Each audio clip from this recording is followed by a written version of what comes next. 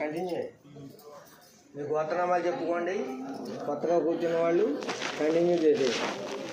ఓం శ్రీరంగనాయక్యై నమః, శ్రీ గోదాయై నమః, ఓం విష్ణుచిత్తాత్మజాయై నమః. చెప్పండి గట్టిగా. ఓం శ్రీ గోదాయ నమః, ఓం శ్రీ గోదాయ నమః, గోపీ వేషధరాయై నమః, శ్రీ గోదాయై నమః, ఓం దేవ్యై నమః, శ్రీ గోదాయై నమః అని మీరు 108 సార్లు అంటారు.